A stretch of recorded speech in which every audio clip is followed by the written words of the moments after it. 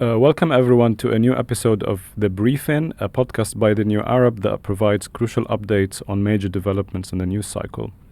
As we record, it's been about 12 hours since a 2-week ceasefire between the United States and Iran has been announced. First by Donald Trump on social media, and then echoed across the region, from Pakistani Prime Minister to the Iranian Foreign Minister, all on social media, of course. We don't know about you, dear viewer, but we were all up very late last night, waiting for either a nuclear weapon detonation in Iran or a ceasefire. Honestly, but about half an hour before the ceasefire was announced, no one in the world had a clue which way things were going to go. My friends in Beirut were expecting to wake up to a mushroom cloud, but thankfully that did not happen, despite Donald Trump's genocidal rhetoric and threats to wipe out the Iranian civilization and bomb Iran to the Stone Age, and so on and so forth. We had a piece of good news, and the ceasefire deal was announced. However, much remains unclear. Many questions remain unanswered. We don't know the exact parameters of the deal. We only have broad outlines. In fact, much of it will be worked out in negotiations to begin in Islamabad, the Pakistani capital, on Friday, reportedly between J.D. Vance, representing the U.S. side, the vice president, and the Iranian foreign minister, Abbas Araqji, and the parliament speaker, Muhammad Ali Qalibaf. I hope I pronounced those correctly. Now, another big question that's looming today is whether Lebanon is included in the deal or not. All indications from officials had suggested that the Lebanon was included. However, Israel today committed a massacre in Beirut, launching over 100 airstrikes in a matter of 10 minutes, according to reports. There is a mass casualty event. The Lebanese capital's hospitals are full of patients. There are urgent requests for blood donations, and that only came about half an hour ago. So obviously, Lebanon is not yet included. The Israeli Prime Minister denied Lebanon was part of the deal, and the Israeli Northern Command did say they will pursue the war, and even gave it the very nice name of Operation Eternal Darkness. Today we'll try to answer some of these questions, unpack some of the uncertainties. So I'm joined by two of my colleagues in the New Arab, Aniesi from the news desk and Izzy from the multimedia desk. I will start with Aniesi first, who will lay out maybe the details of the Iranian-US deal, what we know so far, what we don't know, and what should we expect in the next 48 hours. Yes, I think the next few days are definitely going to be crucial because, as you said, we have an outline of what possibly could look like a full-term, a long-term solution, but we just don't know yet. So I think let's go maybe through the things that we do know. Yes, please. So after 40 days of conflict, the US and Iran, as you said, have agreed to a 2-week ceasefire that was brokered through Pakistan. And I was with you. We were all staying up late, anxiously waiting, and it came at the very last minute. Trump posted on his Truth Social platform, despite previously threatening to strike bridges and civilian infrastructure, and lots of talks about whether this could potentially be a war crime that he was threatening to commit, right? Or even genocide. And genocide, of course. But anyways, I think, so Iran put forward this 10-point plan, which the US has said is a workable basis for negotiations, which is what we're going to see in the next couple of weeks. So this includes, first of all, an end to all attacks against Iran and its regional allies, is what the plan says, but we'll talk about the nuances there in a little bit. And then it also touches on, of course, a full withdrawal of U.S. combat forces from the region, and then the safe passage of maritime traffic through the Strait of Hormuz, which has been a key issue for the Trump administration and a key source of his frustration as well. And then Is the sorry to interrupt you? Is the strait open now? it is, and technically it's been open. Of course, the traffic has been severely limited, and very few ships have passed through. Open source data from today have shown that some vessels have gone through. I think people are very cautiously optimistic still. So there's a lot and of the oil prices have gone down. And the oil prices have gone down, and they have gone up and down over the last. We haven't been able to catch up, but passage technically is open through the Strait of Hormuz. So I think that at least is comes as a positive thing for the global economy, which has been suffering greatly. And then, so aside from the Strait of Hormuz, other things that the 10-point plan and the negotiations are going to define over the next few weeks is the issues of lifting sanctions on Iran, which have been devastating the economy, so both US and UN sanctions on Iran. And then also a compensation for Iran for its wartime losses. The level of devastation that we've seen across Iran has been horrendous. So that has to be an essential part of any long-term deal, of course. Here, by the way, the Gulf states are also trying to ask for compensation from Iran. Just a reminder that despite the fact that they are a victim of aggression, they also committed some aggression in the Gulf and attacked civilian infrastructure across the Gulf as well.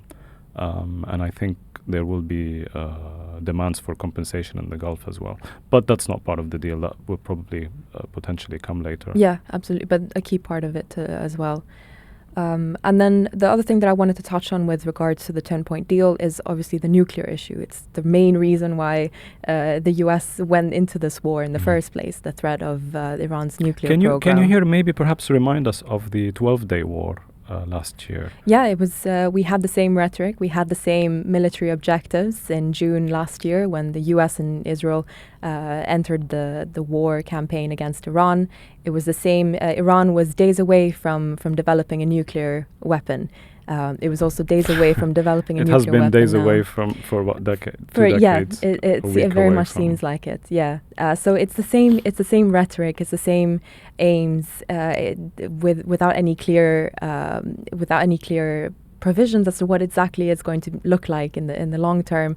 So that has to be a part of the issue. I think any sustainable long-term commitment to peace in the region has to fully address that, because otherwise we're going to have another campaign next year similar to what we've had now. It's a bit sad and circular here, because Trump was the one who withdrew from the nuclear deal with Iran. There was a deal signed by Obama, his predecessor, that did stop Iran from enriching uranium, from pursuing nuclear weapons. He withdrew it. We could argue that he initiated this entire cycle from when he did that in 2017, and here we are 8 years later, just in a vicious circle of that he started.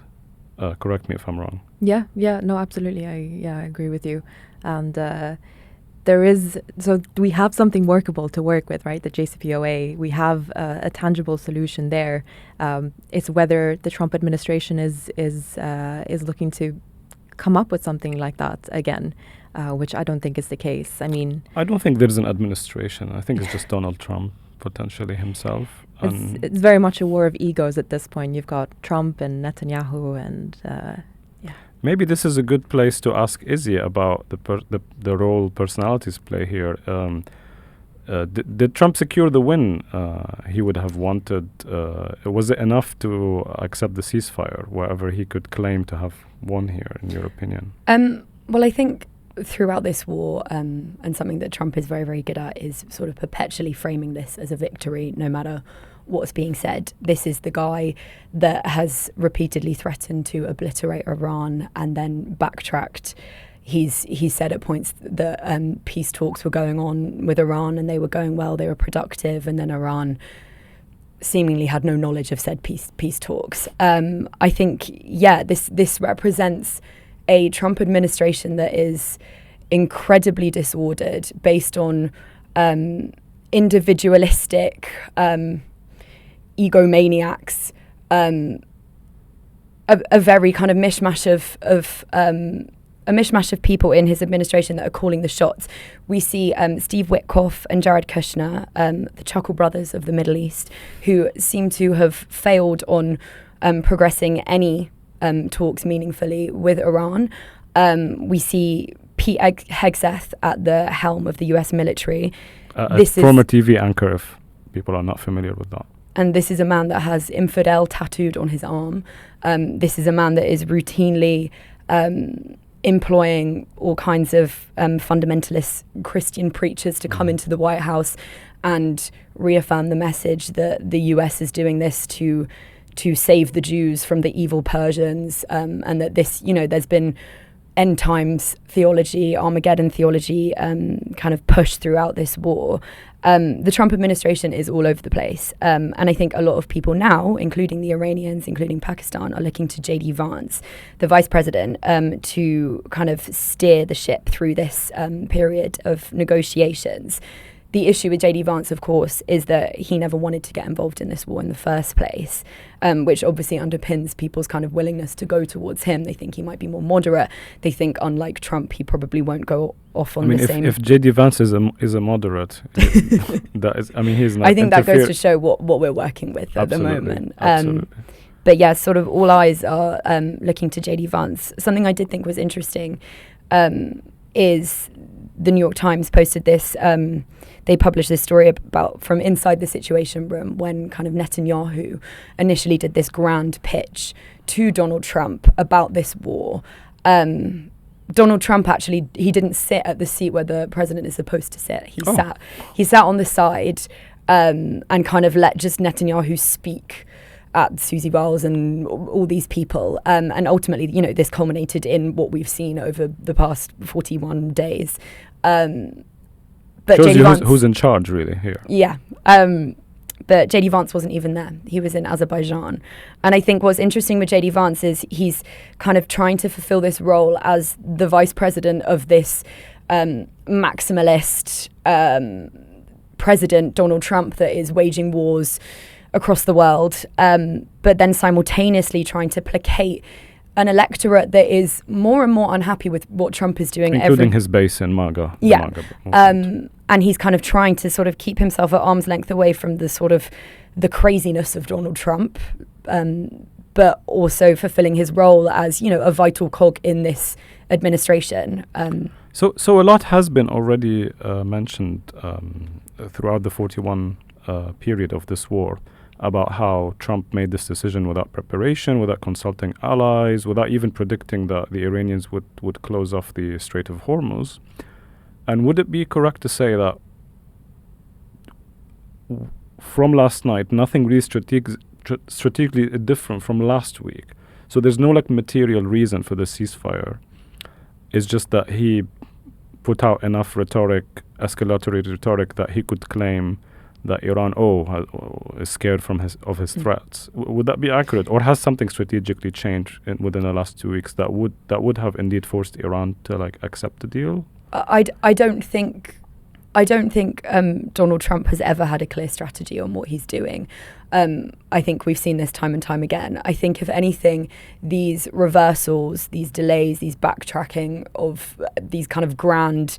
this is the man that said he's going to obliterate a whole civilization and then reversed it and now is in talks with this country. I don't think he ever had a clear strategy of what was going on. And I think, if anything, these kind of, the one thing that maybe has changed is he's become increasingly more vulgar in what he's been saying. These threats have become so obscene. Open the effing straight. Can we say that on the briefing? I don't know. But I think, if anything, that just shows this kind of intense desperation. I think Trump is crying out for someone to stop this war. He knows it's not going his way. He knows the US isn't winning it, but he can't see an exit strategy. So it's all performative. It's all performative. I think so.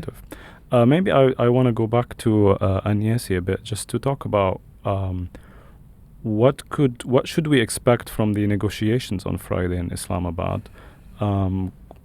And what kind of leverage each side could be bringing, in your opinion, just based on what you're tracking? Would it be that they would use these because from what I understand, the Iranians have the 10 points, and then the US has the 15 points, and they're quite different. And some of the Iranian points are actually, it's very difficult to imagine that the US would agree to them, such as withdrawing from the region. Maybe walk us through those points, and are they just opening positions in negotiations to reach a compromise, or what do you think we could expect from those talks? No, I think that's an accurate representation. If you look at the two texts side by side, they are two very different interpretations of what a ceasefire should look like and what a long-term plan should look like for both. And if you look at the ceasefire plan now as opposed to maybe the ceasefire plan last year, you'll notice how they're very similar as well. Nothing much has changed.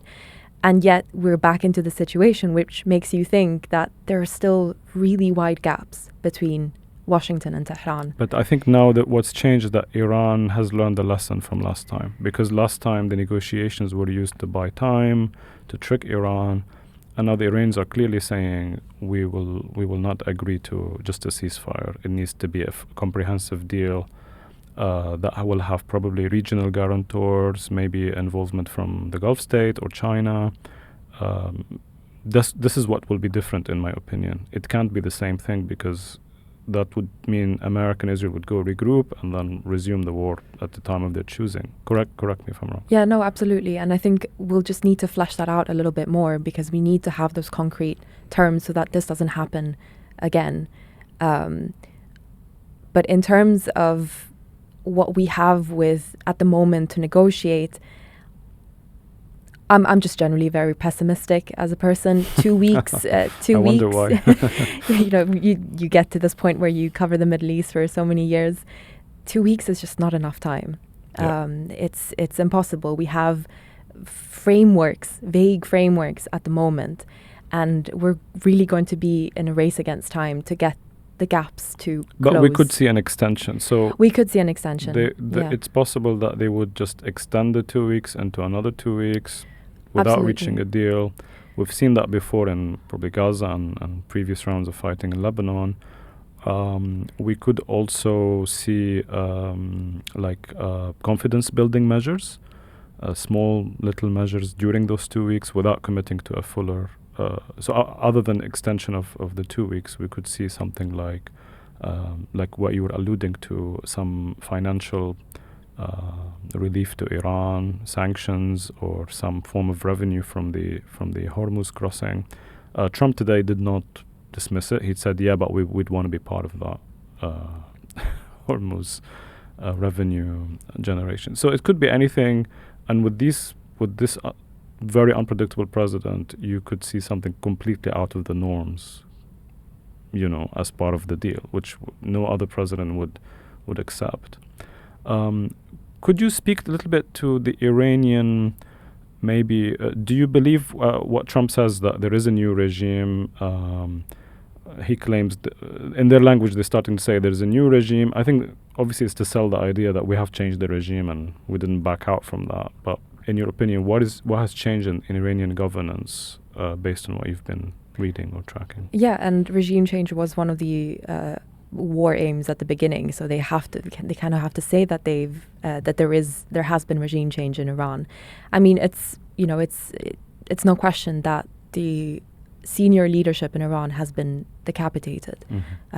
I mean, from Ali Khamenei on the first day of the war, on the very first day of the war, and a lot of senior leadership at the very beginning. Mm-hmm. That took an effect to the leadership. So if the leadership has changed, but whether we have seen regime change as a fundamental thing in Iran, the answer is no. We've seen that Iran has continued with its attacks despite the death of Khamenei, and despite there were for weeks reports of whether Mujtaba was Mujtaba dead. being Ali Khamenei's son. Exactly, the new supreme leader. Whether there were talks of him being unconscious and everything. So maybe he wasn't present there, and yet we've seen the war effort in Iran continue. We've seen Iranian authorities be in charge in Iran as a country. There hasn't been any lawlessness in that sense that you'd expect with any regime change all of a sudden. In your opinion, doesn't this reflect the U.S. misunderstanding of the nature of the Iranian state? Because, like with the Iraqi regime, it would be enough to topple Saddam. It would have been enough to topple Saddam. It's gone. Gaddafi in Libya, even Maduro in Venezuela. Actually, maybe not. But maybe they've extrapolated or made parallels that are not there with other states, and this is why we're in this quagmire.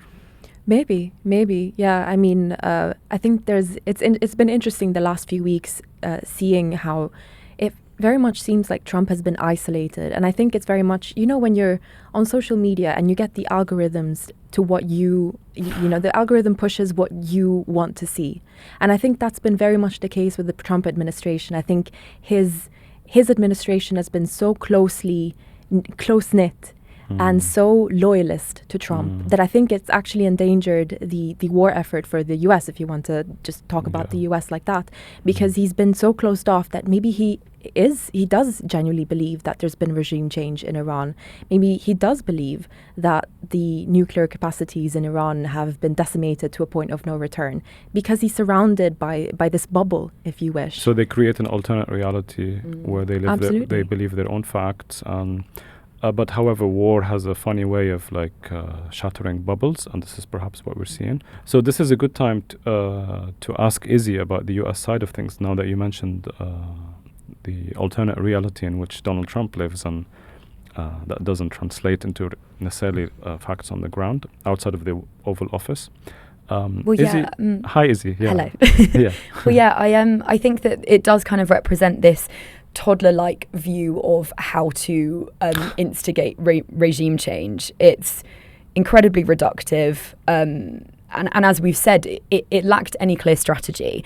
And I think this kind of idea of the personalities leading this war, it's a really fascinating thing. And I think Trump's incompetency and the incompetency surrounding him absolutely has created this sort of vile echo chamber of hideousness and stupidity over the war in Iran. And this is don't mince your words, do you? And this is actually something, I had a really good conversation with Jeffrey Sachs, who is a world-renowned American economist, and he's been an advisor to multiple UN Secretary Generals. We started our conversation, when you talk about the war in Iran, it's you tend to sort of speak about it on a macro level of these kind of big things, these big shifts in the global order.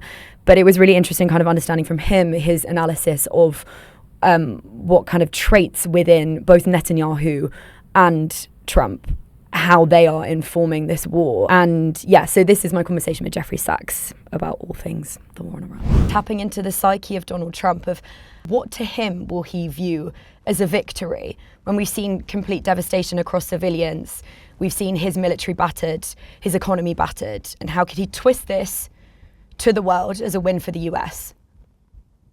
Why do we care about that?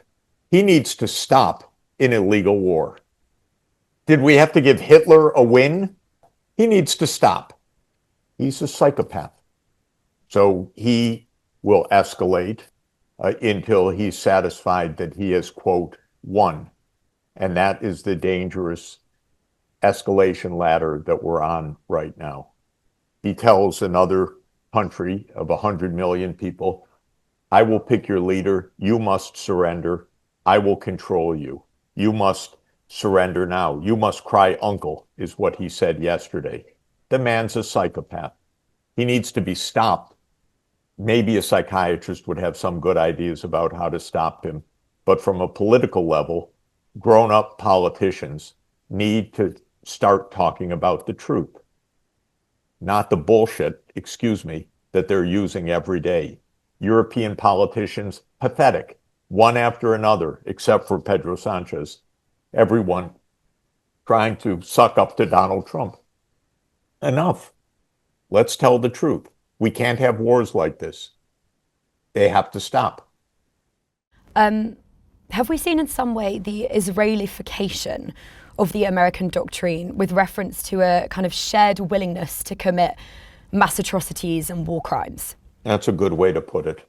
because Israel is the rogue state here that has desired this war and encouraged this war, and is the most ruthless of all of the countries in the world right now.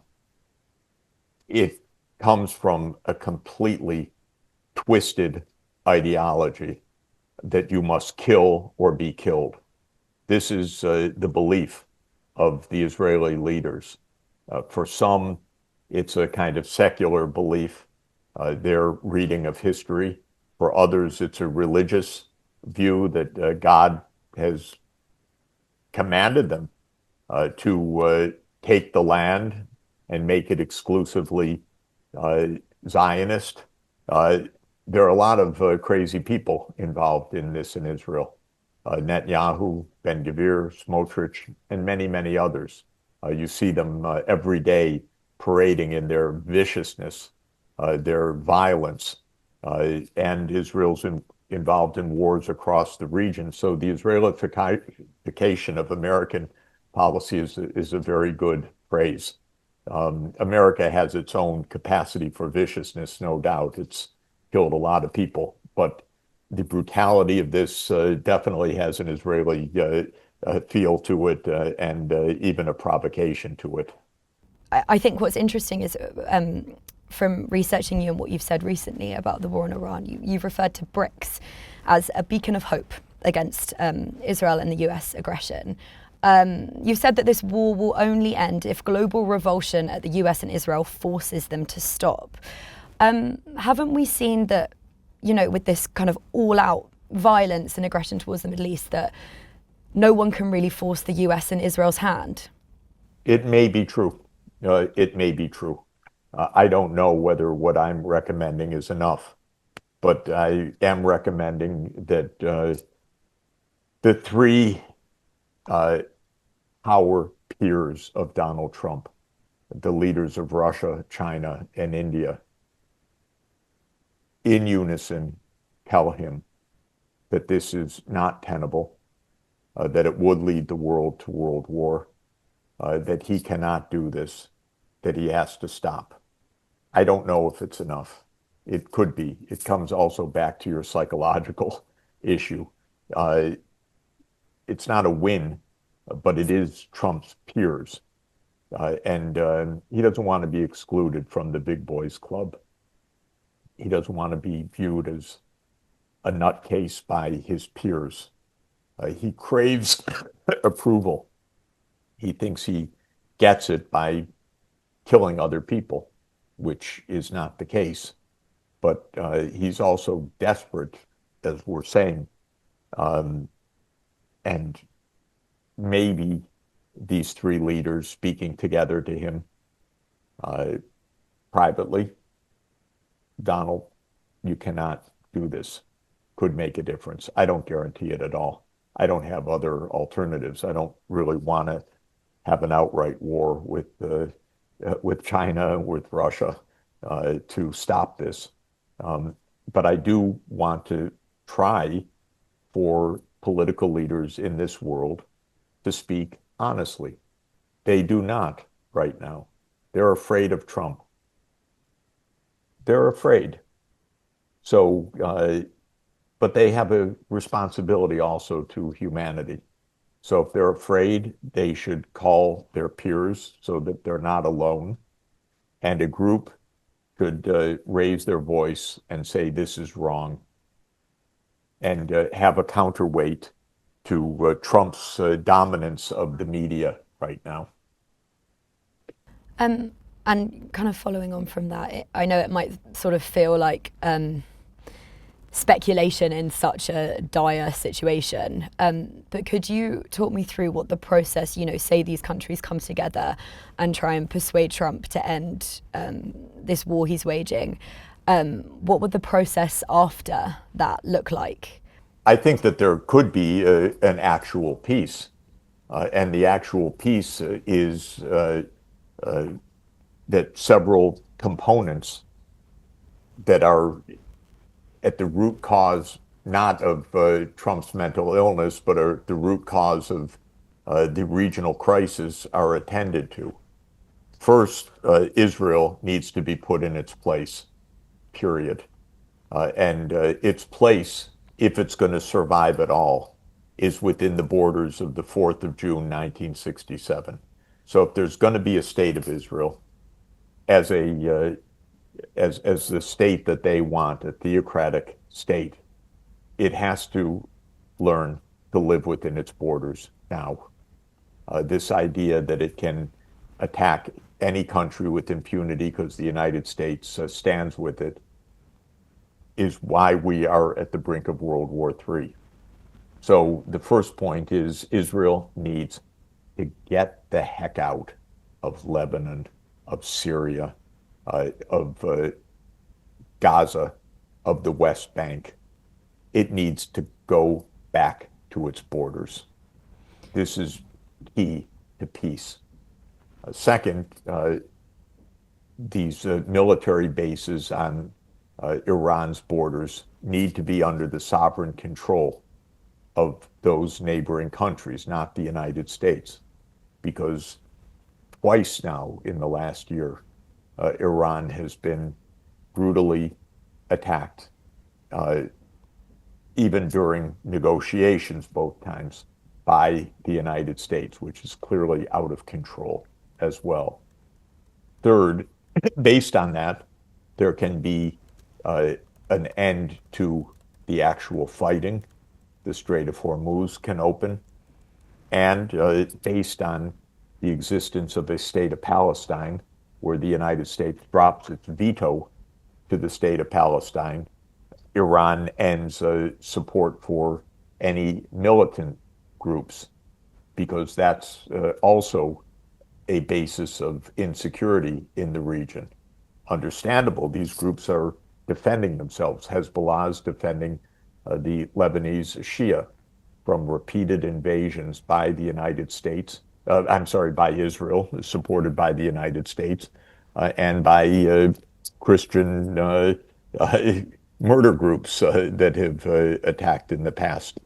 But right now, defending itself against Israel. Hamas is a resistance to Israel's brutality, genocide, I would say, in Gaza, and so forth. So there's a basis for ending all of this violence, and all of it should be done to make regional peace. Instead, war has been raging for 30 years. This is Netanyahu's strategy, actually. The United States has operated lockstep with Netanyahu since he first became prime minister in 1996 and enunciated the clean break doctrine, which said we're going to overthrow every hostile government in the Middle East, and Iran has always been the big prize. So peace has a structure to it. It starts with Israel being brought under control from its unbelievably violent approach. It goes on to safety for the Gulf countries and for Iran, and the opening of the Strait of Hormuz, of course. And all of this should be done before the whole region's blown up, which could be days or weeks. And just finally, you said that Netanyahu and Trump have tried to kill the UN Charter and the international rule of law, but they will fail. How are they failing? They're failing in that most of the world wants a rule of law. You know, Hitler also, he wanted to kill the League of Nations. He did. He nearly destroyed the world, but afterwards was reborn the international rule of law, the United Nations. We can't afford a third world war to have a new international organization. We actually have to stop the Third World War and to reinforce international law, which almost all countries, except for would-be hegemons like the United States and Israel, want. I actually do a statistical calculation each year of the alignment of the UN member states with the UN Charter, asking, do you obey the rules of the UN Charter? Do you vote with the UN majority most of the time, and so on. So a number of numerical indicators. The country that is least aligned with the UN Charter of all 193 countries is the United States. And the reason is clear. The US is the most powerful, and it thinks in its current environment that it can act with impunity. And many presidents have had that view. Trump is also, because of his mental pathology, speaks like Hitler, operates in this way. So he's without even the veneer of restraint because he doesn't have it psychologically. What president in all of American history has talked about eradicating a culture or a civilization like Trump did? What president in all of American history has said, "Open the fucking straight, you crazy bastards"? That's a president. That's not some jerk on an email chain. That's the president of the United States. People need to understand this, but especially leaders need to understand this. This is not normal. This is not tactical. This is a present danger for the whole world. And Macron and Merz and Maloney and Jonas Garstore and Stubb and other Europe and van der Leyen, all these leaders that suck up to Trump need to think for a moment how dangerous this is for the whole world. And they need to say so that we don't normalize this and we aim to bring it under control. Okay, great. Thank you. That was a really good intervention by Dr. Sachs. I'm sure he will be proven right by many of today's events. I think just to conclude, we should talk a little bit about Lebanon, what's happening today, whether or not it's going to be included in the ceasefire deal. In my perspective, even though it was mentioned Lebanon as part of the deal by the Pakistani Prime Minister, the lack of a mediator, special envoy to Lebanon to produce a similar 10-point or 15-point or 21-point as in Gaza for Lebanon is probably part of the reason why Lebanon is likely going to be excluded from the implementation of this deal. This is not to say that it will not be included in a few days or a few weeks, but as things stand, the Israelis have escalated. They've launched a new operation. There was a mass casualty event today in Lebanon. They've killed hundreds of people or hundreds of casualties between dead and injured. The Netanyahu denied that Lebanon is part of this ceasefire deal, and the northern Israeli command said that they will continue to pursue the war until further notice. Last time, in the Lebanon war, the previous ceasefire that was reached in 27 November 2024 took many months of negotiations. There was a special envoy from the Biden administration called Amos Hochstein, and he was going back and forth between Beirut and Tel Aviv until a deal was reached. This time we don't have that, and it's very, very difficult to see how Lebanon can be just included without any specific terms specific to Lebanon and not this part of the region, a regional deal to end all hostilities, which is why we're probably seeing escalation. I'm just going to turn to my colleague Agnesi again, just based on your tracking of the news and reports. Does it seem to you that from all these statements you've seen, what do we know whether Lebanon is included or not from what you've seen? Yeah, as you said, contradicting reports. Pakistani officials initially, when the first news of the ceasefire came out, they insinuated that Lebanon would be included. In Iran's 10-point plan, it talks about a cessation of hostilities in Iran and in Iran's regional allies. So that includes Hezbollah in Lebanon. But then, as you said, from the statements that we've seen today from Netanyahu and from the Israeli military, we had very early on a statement come out on the Israeli military's social media platform saying, we've just finished an overnight wave of attacks on Iran. We've completed our strikes on Iran, but our strikes in Lebanon are separate. We're going to continue with that. And then, as you've said, today we've seen an immense bombardment of southern Lebanon, of Beirut. If we just talk about the indications from today, no, it's not included in the ceasefire. That is very troubling and ominous.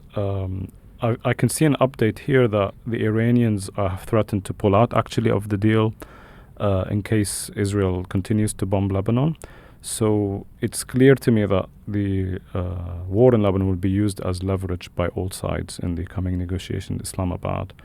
But from my experience and knowledge from previous rounds of fighting in Lebanon, there is a delay. So like even though some things will be agreed in, let's say, the Gulf, whatever happens to Lebanon will probably take more days and weeks, which means hundreds of people will lose their lives without any strategic value to Israel, just to be used in negotiations. Unfortunately, we've seen that pattern before. Yeah, exactly. That's been Netanyahu's mode of operation with Gaza, with previous conflicts.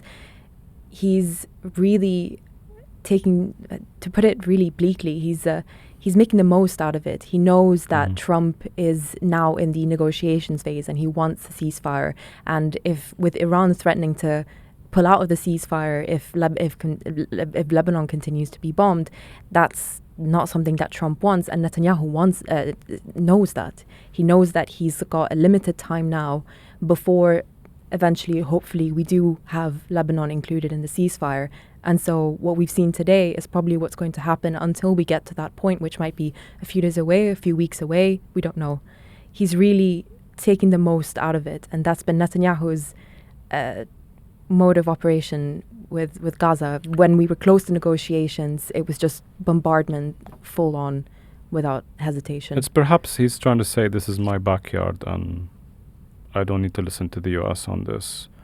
And sadly, the Trump administration has been very disinterested in Lebanon. There is no special envoy, unlike last time. The U.S. ambassador to Lebanon, Michel Issa, of Lebanese origin, has been quite silent, not really taking initiatives. There is no real negotiations going on with regard to Lebanon. So I do worry that this is going to take a long time. And it's quite troubling that the only hope for Lebanon is that the Iranian regime would insist that it's included. And perhaps that is valid because Hezbollah started firing at Israel, most likely at the orders of Iran, the day after Khamenei was killed. So they didn't shoot for 15 months. They did not respond to attacks on them or to any Israeli violations of the ceasefire. But the day Ali Khamenei was assassinated, that's when they chose to start the war. So it's very clear it was at the behest of Iran, and perhaps on the understanding that we're in this together and we would only stop together. So perhaps the only hope for Iran is for Lebanon is that Iran would stick by that deal and use its new position in the Gulf as leverage to secure a ceasefire. I want to just briefly conclude with the internal situation in Lebanon. The situation, the humanitarian situation in Lebanon is quite abysmal. The death toll, in fact, has exceeded the last war and the one before that. The death toll is actually, the civilian death toll is comparable to the death toll in Iran. But Lebanon is a country of 6 million and Iran is 90 million. And when they have similar death toll, that just shows you the scale of destruction. Some stats here that I have, there's over 1.2 million people in Lebanon displaced internally. There's 25%, I think, of all farmland has been damaged. The death toll is over 1,500. With today, this is excluding today's strikes. The war in Iran meant that all the attention was in the Gulf. It was receiving little media attention. I don't know if I would describe this as a silver lining, but now that there's a ceasefire in the Gulf, perhaps the situation in Lebanon could receive more political and media attention and more uproar and mobilization to stop it as well, similarly. Final thoughts on that, Izzy, perhaps, if you have any? I think the scenes, like we were saying earlier, that there was maybe a kind of moment where we all thought maybe Lebanon there was gonna be some sort of relief from this, which very quickly, like after the strikes today, we've shown that not to be true. I know that there were families that were hoping to be reunited with their you speak to 1.2 million people being displaced. I think it's important to stress how larger scale that is in a small tiny country of 6 million. It's massive, and there were people this morning that thought maybe for a moment they'd be able to reunite with their family, and they can't. And I think I think it's a pretty bleak picture in Lebanon. And yes, final thoughts on Lebanon, on the situation in the region. What do you think our readers and viewers should pay attention to the most in the coming maybe days and weeks? I think it's worrying. You mentioned it, Izzy. I think people were hopeful for a little bit the very first few hours. In fact, we've seen people. There were celebrations in the region. There were celebrations across the region. Not only in Iran, we saw celebrations in Lebanon as well. Everyone wants peace in the region except one specific country. Yeah, exactly. And Israel was. I can imagine Netanyahu was quite furious at it, at the announcement. 1.2 million people displaced in Lebanon. People were hopeful, and people started going down south very quickly after the announcement, because it's not only the last 5 weeks, it's the past 2.5 years that they've been displaced, that the humanitarian situation in Lebanon has been disastrous. We've seen a huge influx of people going into Syria, whereas before it used to be the other way around. That's the situation that we're in now. And Hezbollah issued statement telling people don't go south. And the Lebanese army. And the Lebanese army, they say don't go south, because I imagine they envision that the situation's not going to get any better in the next few weeks. Thank you for that final thought. Thank you all for tuning in.